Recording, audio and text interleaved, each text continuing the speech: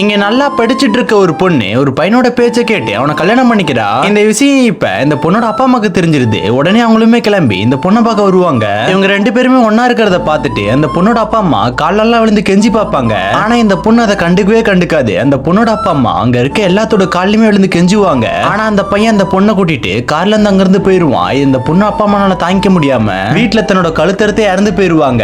ஆக்சுவலா அந்த பொண்ணை கட்டிக்கிட்ட அவனுமே மிகப்பெரிய ஒரு குடிகாரனா இருப்பான். இந்த பொண்ணோட ஃப்ரெண்ட்ஸ் இப்ப தன்னோட ஃப்ரெண்டை காப்பாத்த சொல்லி ஒருத்தர்கிட்ட வந்து கெஞ்சுவாங்க. அவங்களோட சூழ்நிலையை புரிஞ்சுக்கிட்டு தன்னோட பையனை அனுப்பி அந்த பொண்ணை கூட்டிட்டு வர சொல்லுவாரு. அவருமே அங்க போய் பார்க்கும் போதுதான் அந்த பொண்ணு பயங்கரமா கஷ்டப்பட்டு இருக்கிறது இவருக்கு புரியுது. இந்த பொண்ணோட அப்பா அம்மா எந்த குறையும் இல்லாம இந்த பொண்ணை ரொம்ப சந்தோஷமா வச்சிருப்பாங்க. ஆனா இவனை கல்யாணம் பண்ணதுல இருந்து எப்ப பார்த்தாலும் இவன் குடிச்சுக்கிட்டே தான் இருப்பான். இது எல்லாத்தையுமே இந்த பொண்ணு இப்ப அவர்கிட்ட சொல்லி அழுதுகிட்டே இருக்கும் போது கூட அந்த பொண்ணை அடிக்க வருவான். அப்ப அவர் அதை பார்த்துட்டு அவனை போட்டு பயங்கரமா அடிக்க ஆரம்பிச்சிருவாரு. சோ இப்ப அந்த பொண்ணை தன்னோட கார்ல ஏத்திட்டு அங்க இருந்து கூட்டிட்டு வருவாரு. அப்ப அந்த பொண்ணு அவன் கெட்டின தாலிய அறுத்து தூக்கி வீசிடுவா. இப்ப இந்த பொண்ணை வீட்டுக்கு கூட்டிட்டு வந்து சாப்பாடுலாம் போட்டுட்டு நல்லா பாத்துக்க ஆரம்பிக்கிறாங்க. அப்பதான் இவரோட வீட்டுக்கு இவரை பார்க்க ஒரு பையன் வருவான். ஆக்சுவலா அந்த பையன் வேலைக்கு போனது இவர் தயவால தான் போயிருப்பான். உடனே அந்த பையனை பார்த்து இப்ப இவரு எனக்காக ஒரு உதவி பண்ண முடியுமான்னு கேட்பாரு. உடனே அருவாள் எடுத்து தன்னோட கழுத்துல வச்சு உங்களுக்காக நான் உயிரை கூட கொடுப்பேன் அப்படின்னு சொல்லுவான். அதெல்லாம் நீ பண்ண வேணாம், இந்த பொண்ணை மட்டும் நீ கல்யாணம் பண்ணிக்கிறான்னு கேட்பாரு. அவன் ஓகே சொன்ன பிறகு இந்த பொண்ணுக்கு அவனுக்கும் அவர் கல்யாணம் பண்ணி வச்சிருவாரு.